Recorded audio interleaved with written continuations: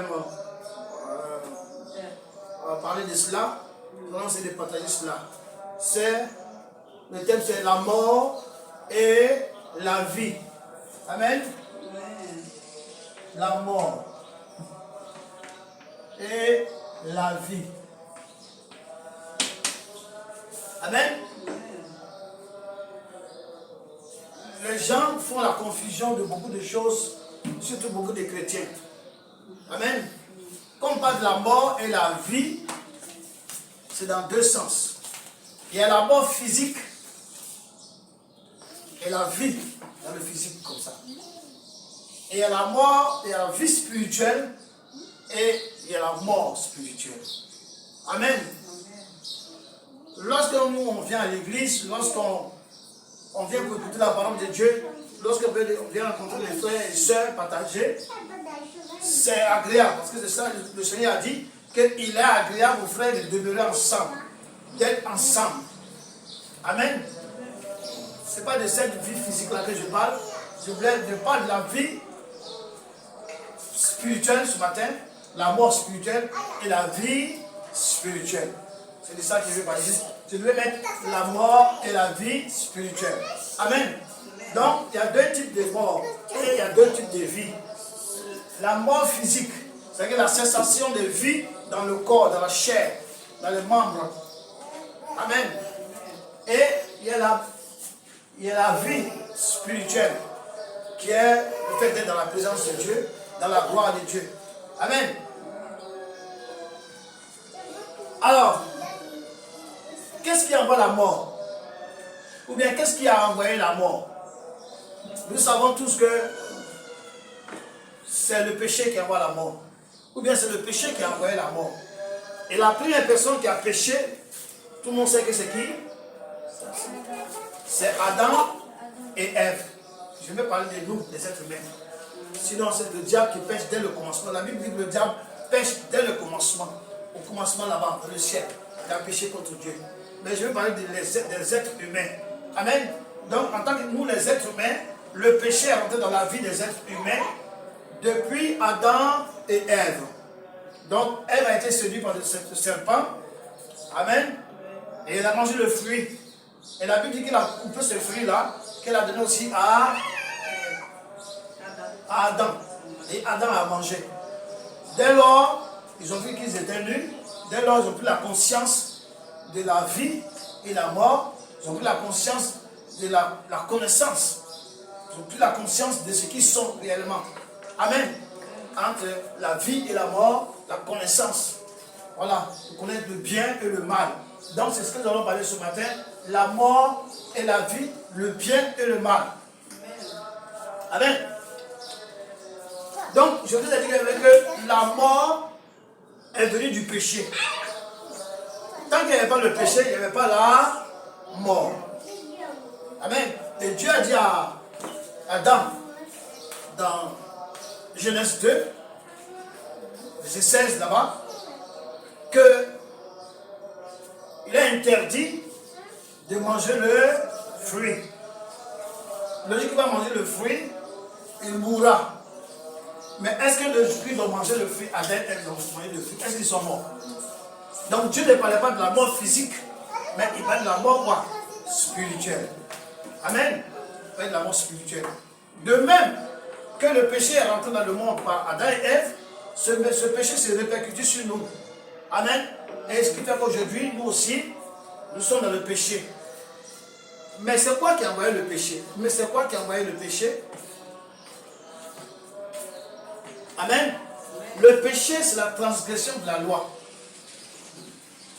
Donc, le fait de transgresser la loi, le fait de ne pas se soumettre à la loi, le fait de ne pas accorder du crédit à la parole de Dieu, le fait de ne pas se soumettre à ce que Dieu a dit.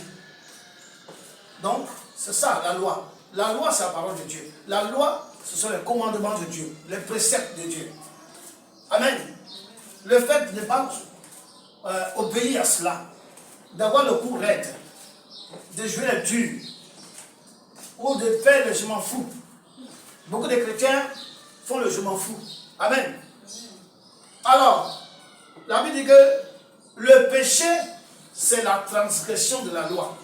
Transgresser la loi, c'est de ne pas obéir à la loi, de ne pas obtempérer à ce que la loi dit, de ne pas écouter la loi, de ne pas se soumettre à la loi. Amen. On peut lire ça dans 1 Jean 3, verset 4. Donc 1 Jean 3, verset 4. Amen. 1 Jean 3, verset 4. Je lis la parole rapidement. Amen.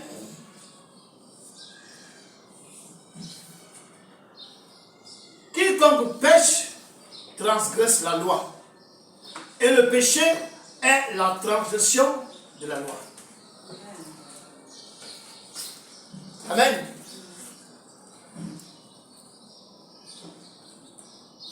Le péché est la transgression de la loi. Donc le fait de ne pas obéir à la loi, tu as péché.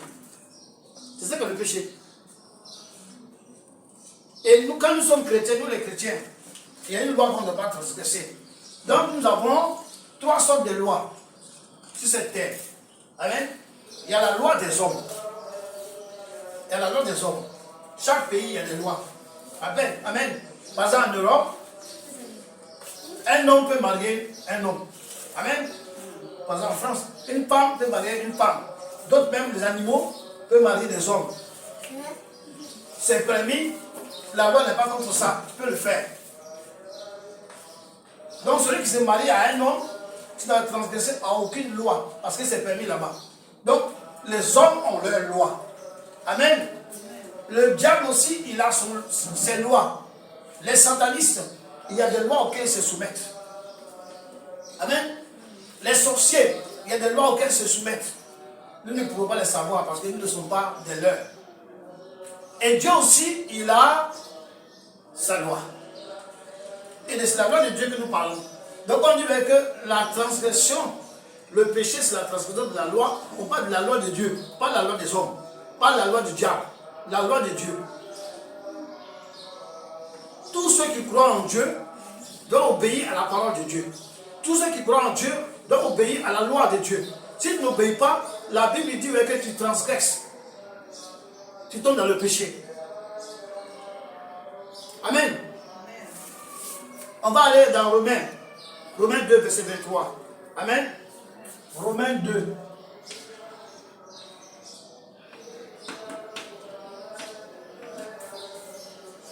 Romains 2, rapidement. On va avancer. Romains 2, 23.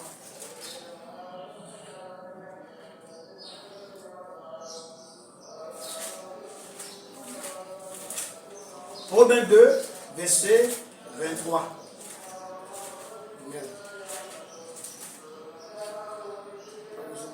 Romains 2, 23. Rapidement.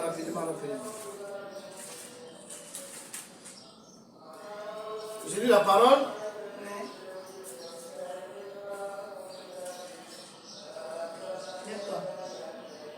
Donc il dit, toi qui, Romains 2, 23, amen.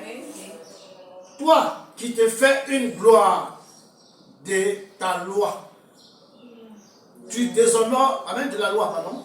Toi qui te fais une gloire de la loi, tu déshonores Dieu par la transgression de la loi.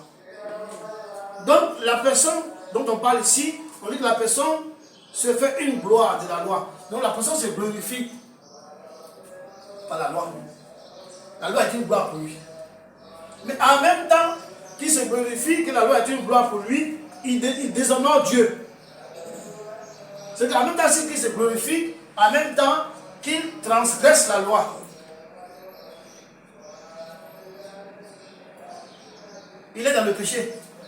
Il pêche. C'est vrai, il a été s'enorgueillir de la loi. Comme les Sadducéens, les pharisiens en ce temps, ils s'étaient de connaître la loi, de suivre la loi, de connaître la loi par cœur. Mais est-ce qu'ils obéissaient à la loi? Est-ce qu'ils accomplissaient ce que la loi disait? Non. Jésus-Christ les a traités de quoi? Hypocrites. Ils parlaient de la loi, quand ça les arrange, ils utilisent la loi. Quand ça ne les arrange pas, ils laissent la loi. C'était des hypocrites. Donc, beaucoup de personnes à l'église font preuve ou font comme ça qu'ils connaissent la loi de Dieu. Et d'autres, effectivement, connaissent vraiment la loi de Dieu. Connaissent l'Ancien Testament, ils connaissent vraiment les versets. Mais ils font sciemment de transgresser cette loi, de la parole de Dieu. Ils font sciemment de transgresser ce que Dieu a dit, le commandement de Dieu. Et la Bible dit que celui qui transgresse la loi, il pêche. Et celui qui pêche, il fait quoi? Quand Adam et Ève ont péché, donc ils ont transgressé la loi de Dieu, ils ont devenus quoi? Ils sont morts. Pas physiquement, mais morts spirituellement. Il a fallu qu'après que Dieu vienne tuer un animal pour les revêtir, pour les habiller, les revêtir. Ça, c'est notre enseignement. Amen. Donc, aujourd'hui, comme hier, Dieu avertit toujours les gens. L'Ancien Testament, l'ancienne loi, Dieu avertissait son peuple à chaque instant. Aujourd'hui, Dieu nous avertit toujours. Des personnes, tu peux venir à l'église et puis ne pas voir le salut. Tu peux venir à l'église et puis Dieu ne peut ne pas être avec toi. Tu peux être à l'église et tu crois que tu es chrétien.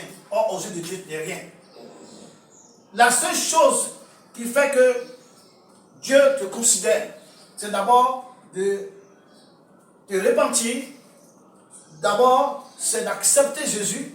Et après cela, c'est de te soumettre à la loi de Jésus.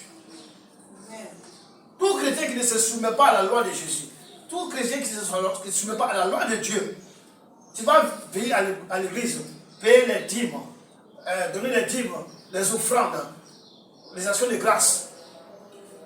Tu n'es pas agréable à Dieu. Toute personne qui est agréable à Dieu, c'est celui-là qui se soumet à la loi de Dieu. Celui-là qui est humble, celui-là qui obéit, celui-là qui cherche la face de Dieu. Le tout n'est pas de venir s'asseoir dans l'église, chauffer les bancs, chauffer les chaises. Mais il faut obéir à la loi de Dieu. Et les pharisiens, les sadduciens, et tous ceux qui étaient là au temps de Jésus, ils étaient comme ça, des hypocrites.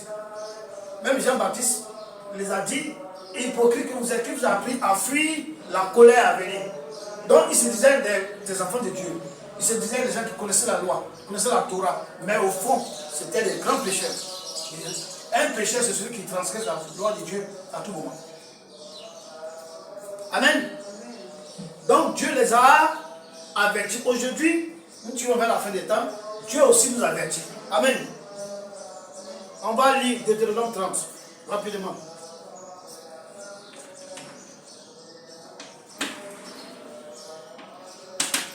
Deutéronome 30, verset 15. D'abord. Amen. Deutéronome 30, verset 15.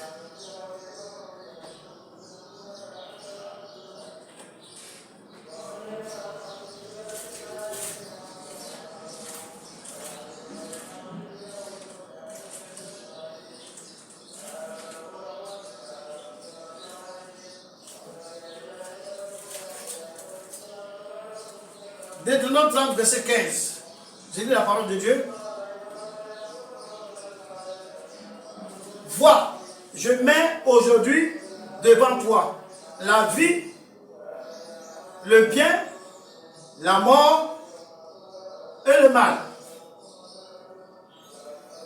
Quiconque écoute ce matin cet enseignement, Dieu dit à cette personne qu'il met devant lui la vie et le bien, la mort et le mal. Donc la vie c'est le bien, c'est ce qui est bien. Amen. La vie c'est le bien. Quiconque a la vie est sauvé.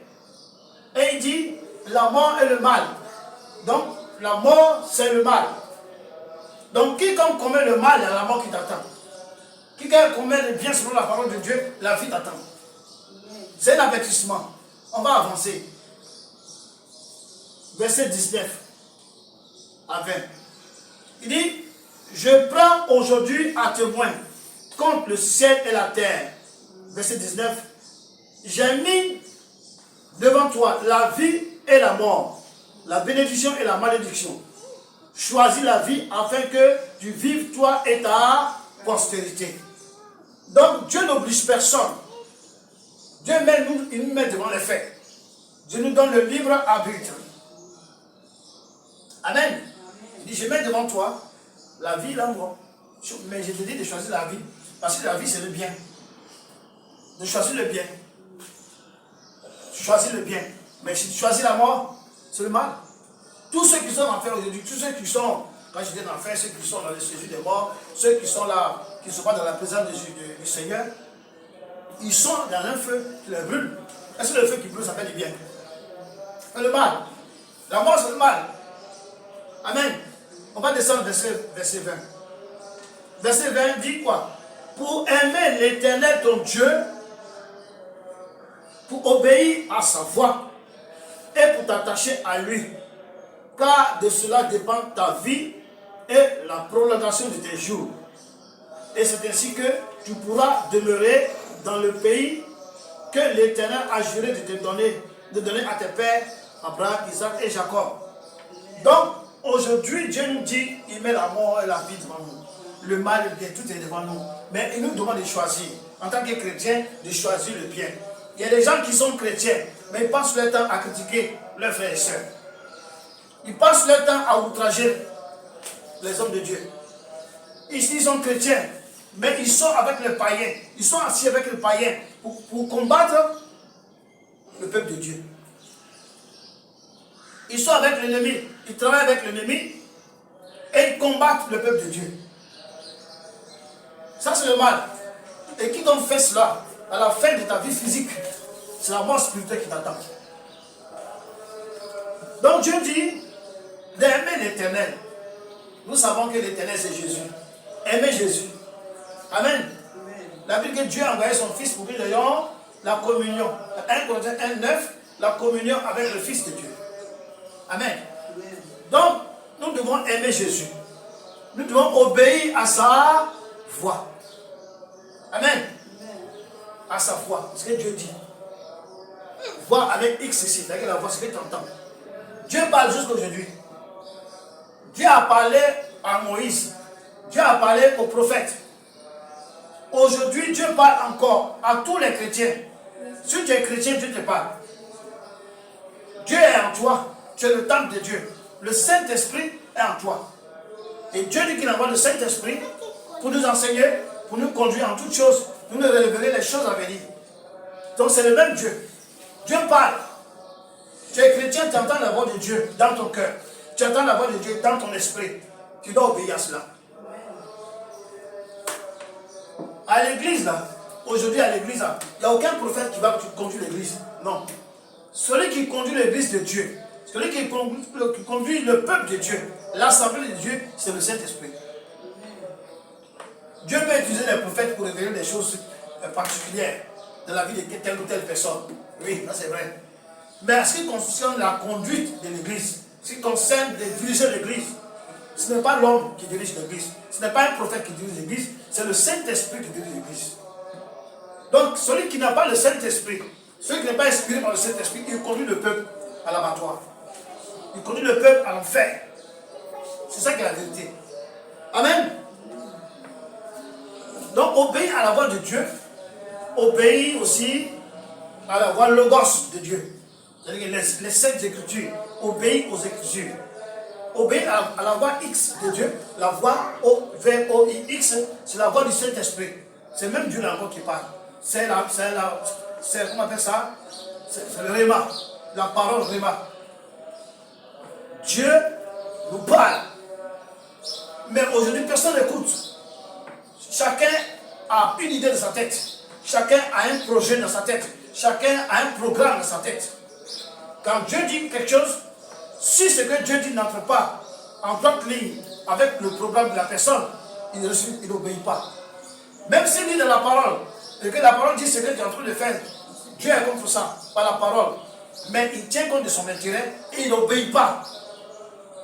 Il transgresse la loi de Dieu. Et la Bible dit que celui qui transgresse la loi de Dieu, il pêche. Celui qui pêche, c'est la mort. Ce n'est pas la mort physique. Tu meurs demain dans le péché, tu vas en enfer direct.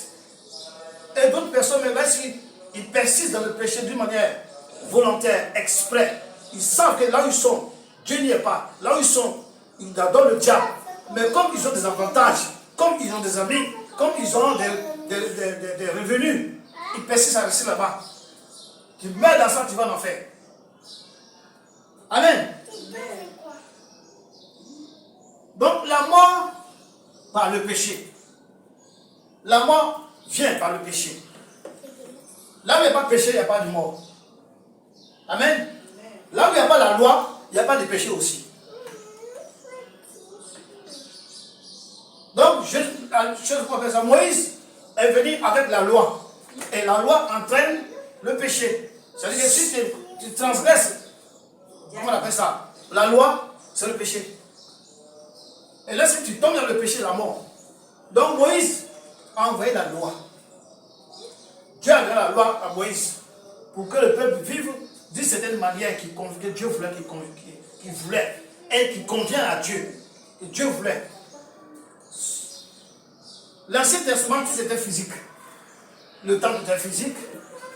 Amen. On voyait même la colonne de feu physique. L'ange de Dieu. Tout était physique. Le Nouveau Testament, il dit tout est spirituel. Donc, un chrétien qui est charnel, aujourd'hui, tu meurs, tu vas en enfer. Tout est dans le spirituel. Et beaucoup de chrétiens obéissent à la loi de l'homme. C'est-à-dire aux traditions, aux coutumes. C'est des choses à bannir. C'est parce que tu es né dans une famille qu'il y a telle chose qu'on fait dans la famille. Et toi, étant chrétien, comme tu es dans la famille, tu suis la famille. Dieu dit que celui qui aime sa famille plus que lui, tu n'es pas digne de lui. Celui qui aime son foyer plus que lui, tu n'es pas digne de lui. Celui qui aime sa femme, qui aime son mari plus que Jésus, tu n'es pas digne de lui. Donc, les coutumes, les traditions, tout ce qui n'entre pas dans la parole de Dieu, dans la coutume, dans la tradition, il faut bannir ça. Sinon, tu rentres dans la transgression de la parole directe. Amen. Donc, quelle était la loi? Quelle était la première loi? Amen. La première loi, c'était quoi? Qui voit la première loi? Dès que les choses ont commencé, la première loi. La première loi était quoi? De ne pas manger l'arbre au milieu du jardin. Amen. On va lire ça rapidement. Quelqu'un n'a lire ça? Attends, je vais lire rapidement. Genèse 2. Genèse 2.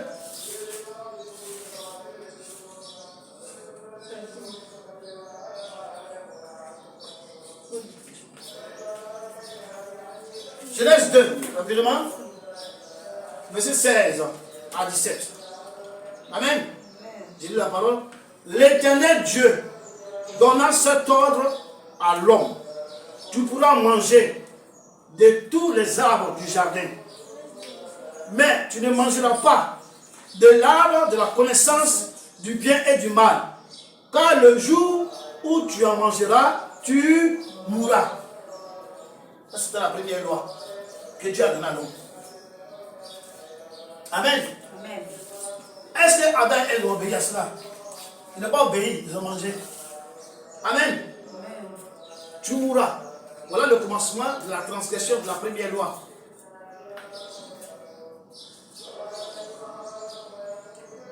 Donc, à cause de cette loi-là, la transgression de cette loi-là, le péché vient dans le monde. On va continuer un peu devant. Genèse 3, verset 6. 3, 6. Amen. La femme, j'ai dit la parole, Genèse 3, 6. La femme vit que l'arbre était bon à manger et agréable à la vue, et qu'il était précieux pour ouvrir l'intelligence. Elle prit de son fruit et en mangea. Elle en donna aussi à son mari qui était auprès d'elle, et il en mangea. Amen. Donc elle a vu le fruit dont le diable l'a montré. Elle a dit ce fruit-là, c'est agréable. Ça va te donner l'intelligence. Elle a cru à cela. Elle a coupé ce fruit-là. Elle a mangé. Son mari était à côté. Elle a pris aussi, elle a donné à manger. Et dès qu'ils ont mangé, ils ont transgressé la loi. De Genèse 2, 16 à 17. Ils ont transgressé ça.